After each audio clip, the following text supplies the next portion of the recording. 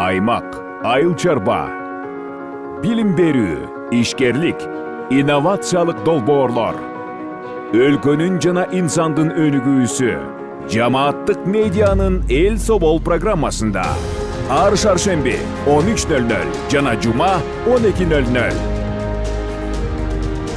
Бизге Facebook, YouTube'дагы жамааттык медиа баракчалары аркылуу кошулуңуз. Ошондой эле аймактардагы жамааттык медиа радиолорунан угуңуз.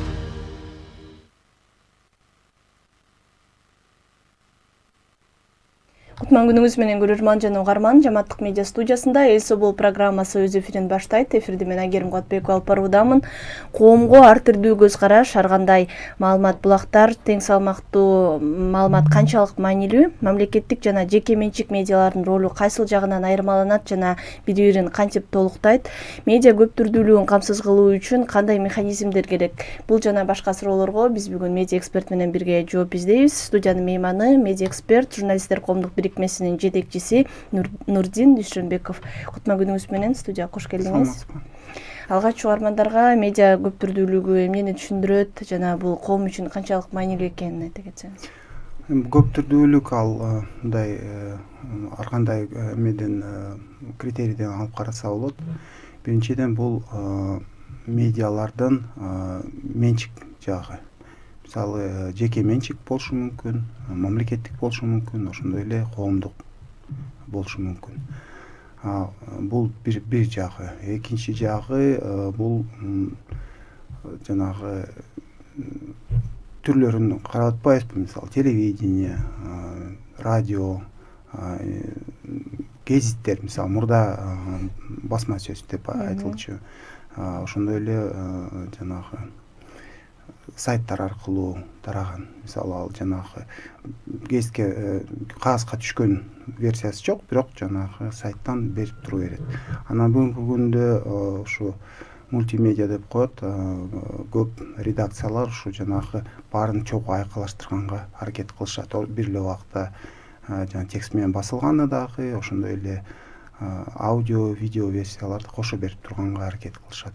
Бир контент чыгарып атканда ошо кошо жанагы көрөрман, угарман, колдонуучулардын табитине жараша ушу ар кандай түрдө бери берет. Мисалга алсак, айрым медиаларда текстовый версиясынан берет дагы, ошону менен бирге жанагы жолдо жүрүп атканда же болбосо бирдеке жумуш кылып атканда уга турган кылып аудио версиясында кошо даярдап беришет. Анан үчүнчү критерийди алсак, бул жанр жагы. Мисалы, көңүл ачуучу медиалар бар, көбүнчө ошол басым кылган, жаңылыктарды берип турган бар. Айрымдар ошо бати серип салганга мындай басым кылышат. Биз биринчи критерийге көбүрөөк токтолсок деп турам. Ошонун мындай коом үчүн мааниси канчалык эмнеде болот? Мааниси негизи бизде Кыргызстанда жаңылбасам ушу 2004-2005 жылдары биринчи жолу көтөрүлгөн коомдук телевидение керек деп. Ал убакта азыркыдай мына эмелер аябай тарай элек болчу, жана социалдык тармактар жана башка. Ошон үчүн жана көбүнчө ушу жана жеке менчик жана мамлекеттиктин ортосунда эле мындай айырмачылык бар болчу. Ошондо мен ошондо биринчи кызыгып мындай билип көрсөм, өзү негизи мындай болот экен. Акыры келип туруп, ар бир медиа ушу жана көрөрмандын чөнтөгүнөн төлөнөт экен, каржыланат экен. Бирок анын эмеси мындай жолу ар кандай болушу мүмкүн. Эгерде жеке менчик медиаларды алсак, алар көбүнчө жарнама менен акча табышат. Демек, ошол жарнаманы заказ берген тарап, ал өзүнүн каалоосун жана эмелерин айтат, ошого жараша жана контент чыгара алат. Анан бирок ага ким төлөп берет? Жанагы заказ кылган коммерциялык уюмдар, алар өзүнүн жанагы жарнамага кетирген акчасын кайра жанагы сатып аткан товардын баасына эле кошуп коет. Демек, ошону сатып алып аткандар өзүнүн чөнтөгүнөн төлөп турат, көрүп турган жарнаманы. Демек, ошондо көрөрмандын мындай каалоосу, анын табити мындай эске алынбай кетет да. Мамлекеттикти алсак, анда деле мамлекет төлөйт дейбиз, бирок мамлекет каяктан акчаны алат? Ал салыктан алат. Салык деген баарыбыздан чогултулат. Демек кайра эле биз төлөп атабыз, бирок өкмөткө керектүү нерселер гана чагылдырылып турат. Ошону мындай баягы адилеттүү болуш үчүн эл өзү төлөп аткандан кийин эл өзү тандаса деген принцип. Коомдук телевиденияда анда атай эки түрү болот. Же абоненттик төлөм, ачык эле төлөйт анда мен билем, мисалы мен төлөп турам, бирок мен ошо жанагы таасир эткенге да укугум бар дегендейчи. Анан тандап турат, өзү жана эфирный сетканы түзүп атканда кайсы көрөрмандар кайсыга мындай кызыгат, эмнени талап кылат. Ошонун негизинде мисалы жана баарыбыз көрүп жүргөн National Geographic, BBC тарткан география боюнча, тарых боюнча жана ар кандай билим берүүгө байланышкан берүүлөрдү даярдап беришет. Аябай сапаттуу, кызыктуу. Аны мисалы башка өлкөдөн чыгып атса деле биз көргөнгө мындай кызыгабыз да. Себеп дегенде рейтингти жасаган жагын карасак эле, анда деле мындай элдер ушу көңүл ачуучу немеге кызыгышат көбүнчө. Алардын рейтинги жогору болот көпчүлүк учурда. Ошону менен бирге мисалы билимге муктаж же болбосо кандайдыр бир мындай өзүнүн кругозорундай эрудициясын өстүрөм деген кишиге мындай кызыктуу нерселер жок болуп калышы мүмкүн да. Эртеден кечке жалаң ток-шоу жана бир гүлдүргөн бир берүүлөр боло берет дагы. Ошол эле убакта мындай медианын контенти мындай бир тараптуу эле болуп калышы мүмкүн да. Ошону азыраак кишилер болсо да, мүмкүн 10% көрүп аткан берүүлөр дагы мамлекетке, коомго керек. Себеп деген ошонун аркасы менен алар көз караштары кеңейет. Ошого жараша мындай билим деңгээли өсөт, маданият жагына мындай өзүнчө салым кошот дегендей, ушундай тилекке каршы ал система ошо түзүлбөй калды бизде. Биринчиден абоненттик платаны киргизүү ал элге да жакпайт, анткени психологияга көнгөн эмес. Биз мындай ар кайсы түр менен төлөп атсак ошо макул болобуз, бирок ачык эле мына сен айына мынчадан төлөп турасың дегенге элдин көбү каршы болот деп ойлойм. Ошону менен бирге ушу жана коомдук телевидениянын да идеясы тилекке каршы ишке ашпай калды. Ал эми азыркы бизде болгон мындай кырдаалды карасак, бар мамлекеттик СМИлер бар. Ал көбүн эсе ушу жанагы КТР деп койчубуз, азыр ОТРК деп аталып атат, ЛТР, башка бир топ каналдар жойулуп кетти. Мурда түзүлгөн чаканыраак.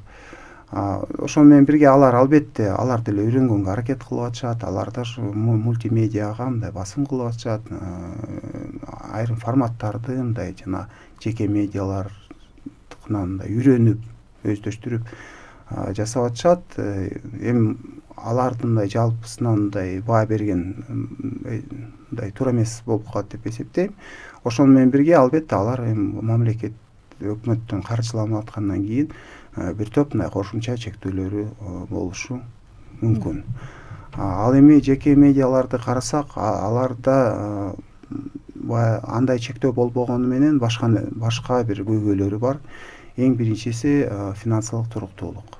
Бизде жанагы жарнама рыногу мындай көп өнүкпөгөндөн кийин өтө чанда эле редакциялар ушундай нерсени өздөштүрө алды. Жарнамадан толук кандуу мындай акча таап, өзүн мындай каржылап турганга, мындай бир туруктуулугун камсыздаганга. Ал эми ушу бир топ башка редакциялар жакшы контент даярдап атканы менен ушу жанагы гранттардан же башка бир булактардан мындай көз каранды, ошого жараша мисалы эгерде бир кандайдыр бир долбоор токтогон болсо, ошону менен иши да солгундайт, жанагы туруктуулук мындай керектүү мындай деңгээлде болбой калат да. ушундай нерселер бар. Ошон үчүн экөө тең керек. Мына кийинки учурларда бир топ редакциялар жабылып кетти. Ушу тилекке каршы ошо көп түрдүүлүк, Кыргызстан медианын көп түрдүүлүгү мындай тилекке каршы мындай артка кетип аткандай бир сезим калтырат.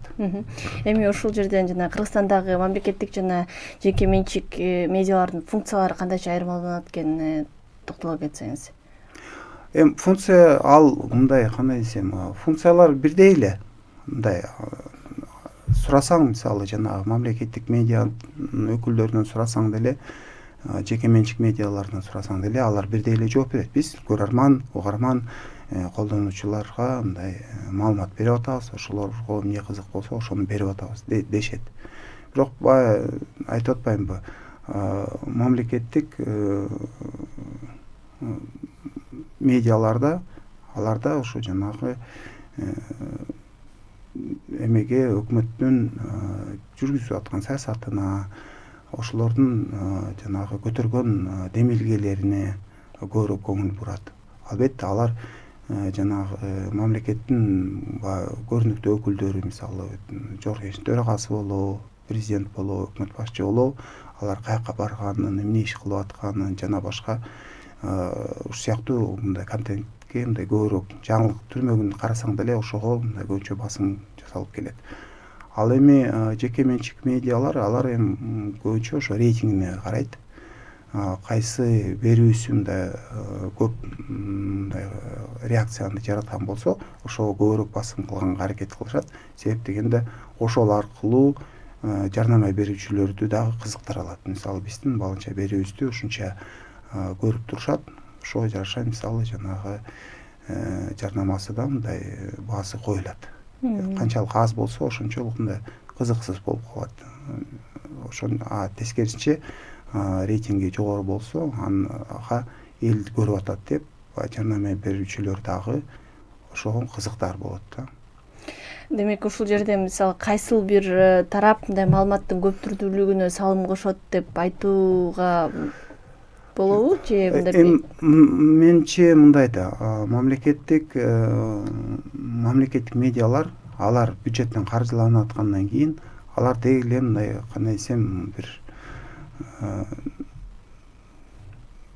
дайыма болуп турчу нерсе да. Ал эми жеке менчик редакцияны түзүү, аны кармап калуу, анын мисалы жанагы чыгарып аткан контенттин көп түрдүүлүгүн, кызыктуу, сапаттуу болушун камсыздаш өтө кыйын. Мун үчүн эң биринчи күчтүү медиа менеджер керек. Бул мындай өтө мындай бир көп тараптуу, анан мындай бир тажрыйбаны талап кылган мындай позиция. Себеп дегенде ал бир эле убакта жанагы чыгармачылык эмени жамаатты чогултуш керек. Ошону кармап калыш керек, кызыктырып, күчтүү адистерди колдон чыгарбай. Бул бир. Экинчиден жанагы контентке көңүл буруш керек. Кандай контент, кандай берүүлөр мындай эмеси, мындай балансын сактап туруш керек. Үчүнчүдөн ал каражатты тартып келиш керек. Ошонун баарын уюштуруу өтө кыйын. Менче ушу ар бир мындай жакшы медианын башында сөзсүз түрдө ошо жанагы күчтүү медиа менеджер турат да. Ал болбосо калган баары өзү эле чачырап кетет. Аны сакташ мүмкүн эмес болуп калат. Анан ошол менен бирге жана институциалдык эс тутум деп коет. Ошондо кошо сактап келиш керек. Ар бир редакциянын өзүнүн архиви болот. Анын буга чейинки жанагы жүргүзүп аткан берүүлөрдүн, кандай десем, бир преемственность деп коет, жана эмесин сактап келет. Ошого жараша мисалы анын аудиториясы дагы ушу көп жылдан бери көрүп жүрөбүз. Булар эч качан алдабайт, тастыкталган, текшерилген маалыматты берип турушат деп ошонун тиги өзүнүн аудиториясынын ишенимине мындай ээ болот. Ал эми медиа бир эле жолу мындай туура эмес, бир-эки жолу эле туура эмес маалымат берип койгон болсо, анысы кийин төгүндөлүп калса, мындай туура эмес болуп чыгып калса, ал дароо эле мындай эмеден, ишенимден чыгып калат. Анан ошо көп түрдүүлүктүн дагы бир нюансын айта кетсем, мисалы бүгүнкү күндө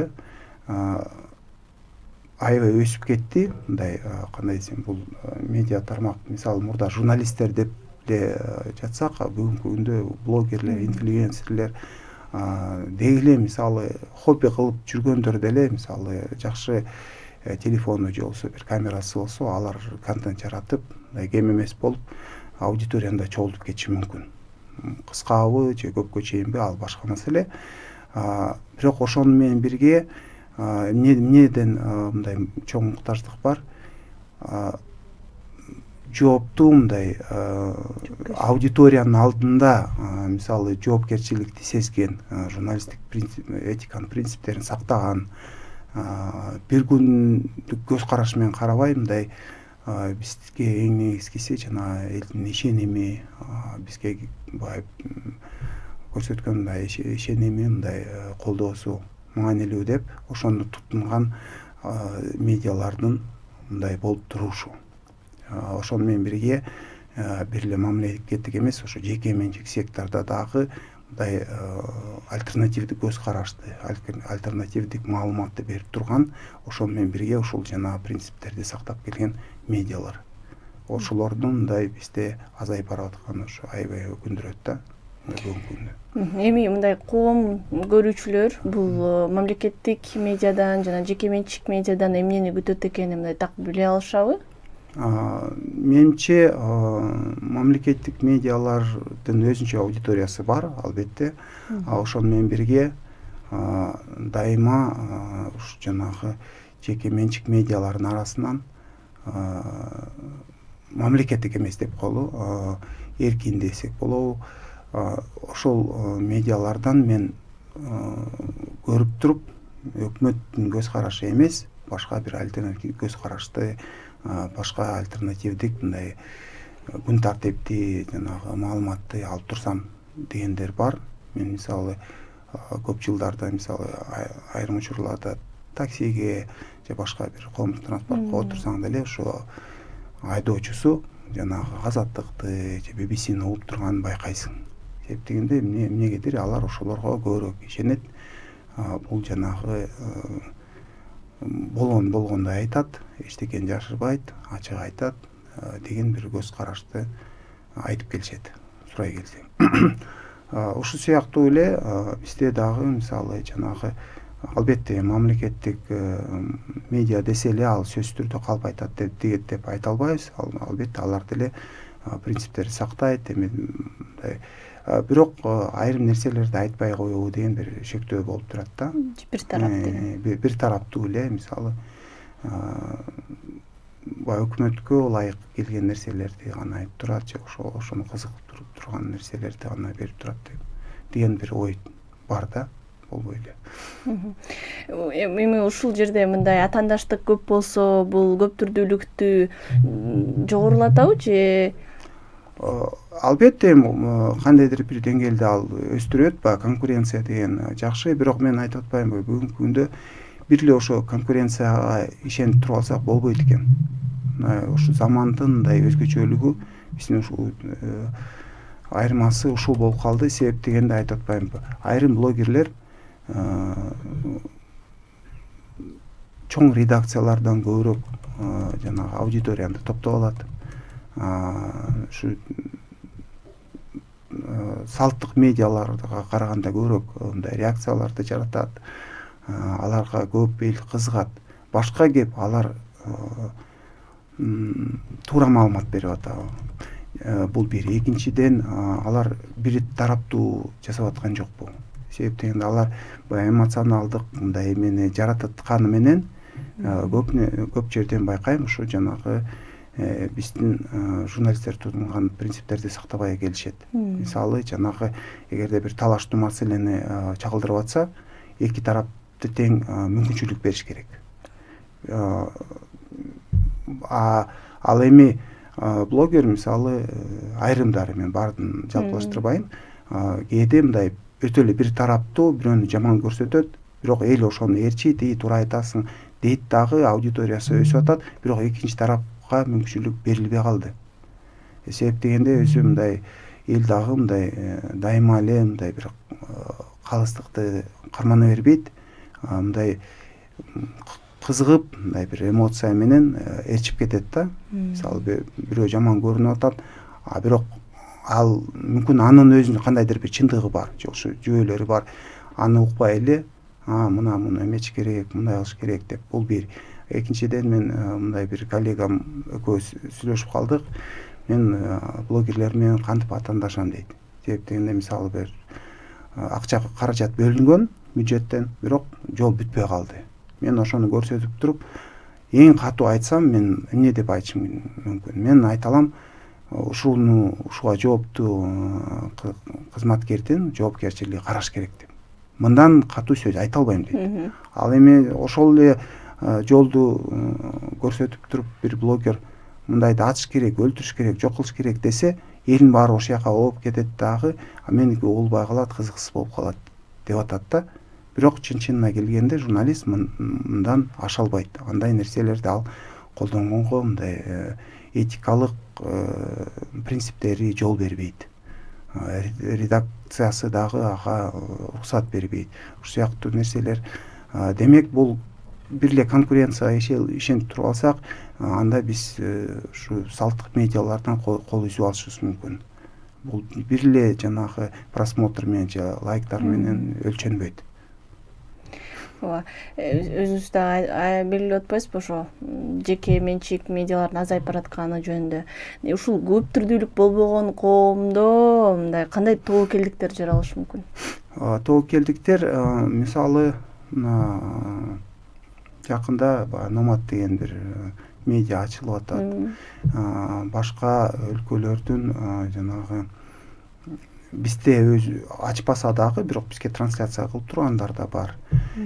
Эгерде биз өзүбүздүн жанагы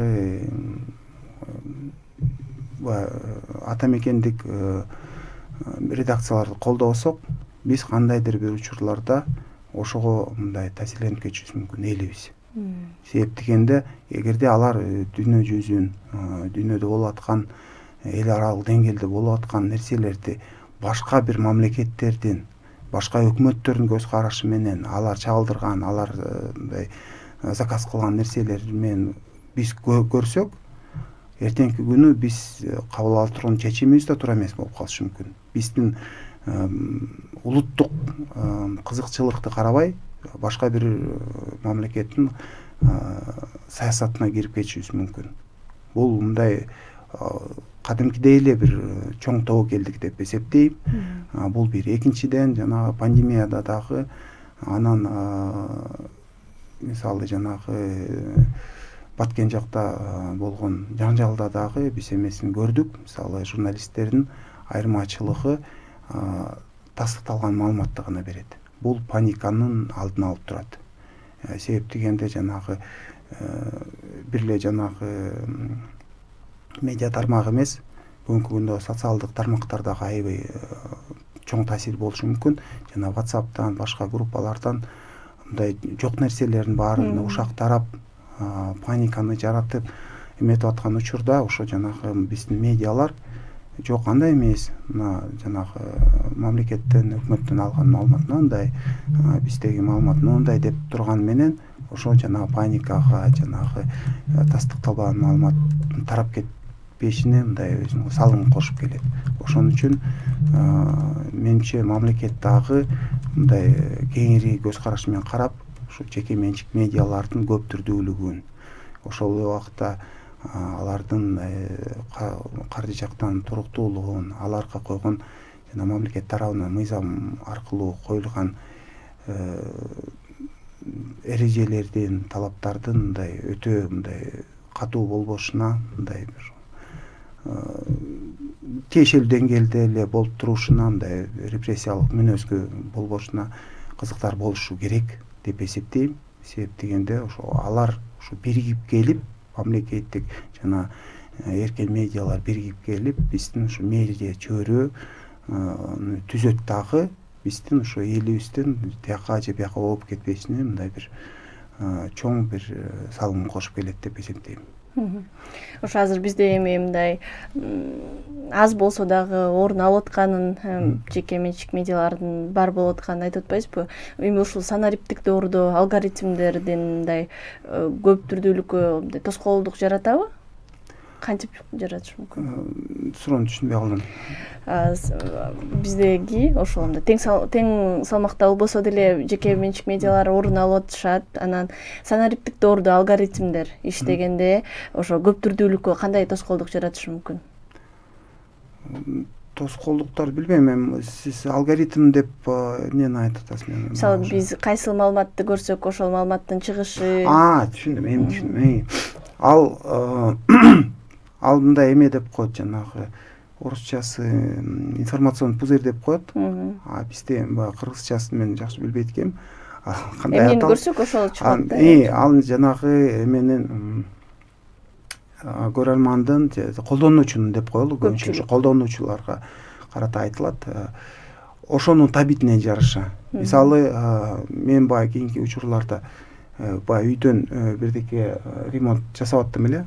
Ошого жараша бир маалыматтарды карасам, мен лентама жалаң ушулар келип түшчү болду да. Себеп дегенде жана сиз айтып аткан алгоритм өзү жанагы ал жасалма интеллект өзү эле тандайт. Аны атайын Нурдин эмнени угуп атат, көрүп атат, эмне кызып атат деген киши жок. Ал жанагы нейросетке эме берип коет да, алгоритм, сиз айткан алгоритм берип коет да, ал өзү эле мага ушундай нерселерди сунуштап туруп алат. Жанагы ушу баягы чарбада иштеп жүргөн эме. Эгерде мен эртеңки күнү жок бул эмес, жанагы Украина менен Орусиянын согушу жөнүндө көбүрөөк окусам, ошону сунуштап баштайт. Демек, ошол жанагы эмесине жараша ушу жанагы информационный пузырьларды жарата берет дагы. Ал мисалы сиз экөөбүз эки башка эмеге кызыгып атсак, көз карашыбыз таптакыр бөлөк болушу мүмкүн да. Мындай айтканда, биз мындай бир параллельный реальность түзүлүп калат да, өзү элечи мындай. Сиз ойлоп турасыз, ой баары сонун, себеп дегенде силер ошону көрсөткөн жана маалыматты гана алып турасыңар, жана алгоритмдер ошолорду гана берип турат. Тескерисинче мен мисалы мындай сын көз караш менен карасам, мага жалаң ошону берип туруп алат. Муну эми албетте бул катуу таасир этет.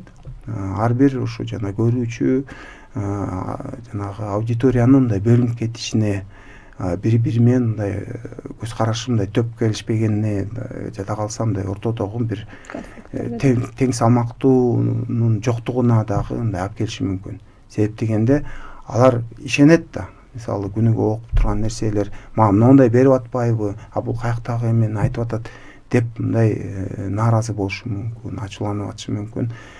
Себеп дегенде алар таптакыр эки башка бир маалыматтын топтомун алып атышат да.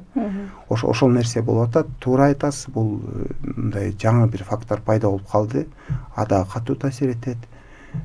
Бирок аны ушу бүгүнкү күндө мисалы колдонуучу өзү кандай десем өнөр керек да. Мисалы жанагы сен бир эле тиги маалыматты алып бербеш үчүн жана запросту ошого жараша эметсең, мисалы мындайын карап көрсөк дегенде аны деле берет. Ал атай деле жашырган жок, бирок баягы сен запросторуңа жараша. Анан сен өзүң эле мисалы бир жагын деле окуп туруп алсаң, көрүп туруп алсаң, анда экинчи жагын сен көрбөй калышың өзү эле келип чыгат да. Демек, эгерде сен эки тараптыкы тең көрөйүн десең, мисалга алсак, ушу жанагы Украина менен Россиянын эмесин көрсөң, мага кызык болуп атат. Эми баягы мурда биз бир мамлекет болчубуз, бүгүнкү күндө эки мамлекет бири-бири менен согушуп атат. Бирок жалаң Украинаныкын көрүп туруп алсаң, аяктан да мен байкайм, мен журналист катарында байкайм, аша чаап кетип аткандарын, туура эмес берип аткан маалыматтарын. Ошол эле убакта Орусияныкын карасаң, алар дагы өзүнүкүн айтып туруп алат. Демек, ошого жараша мүмкүн үчүнчү тараптыкын көрүшүбүз керек.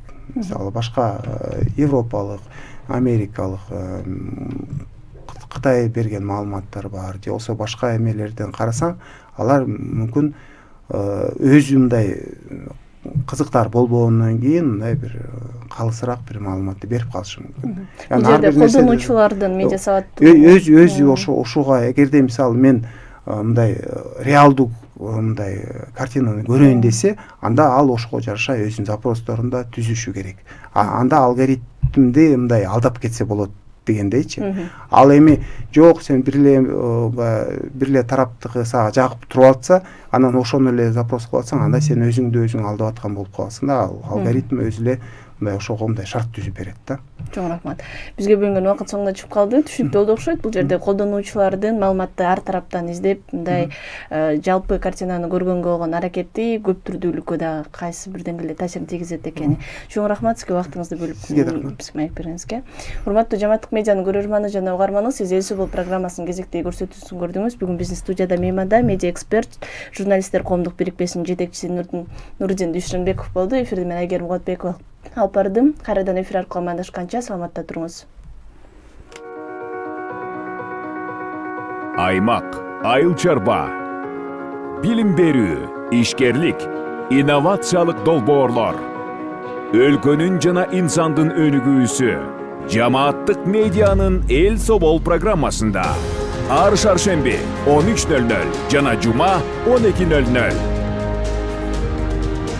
Бизге Facebook, YouTube'дагы Жамааттык медиа баракчалары аркылуу кошулуңуз. Ошондой эле аймактардагы Жамааттык медиа радиолорунан угуңуз.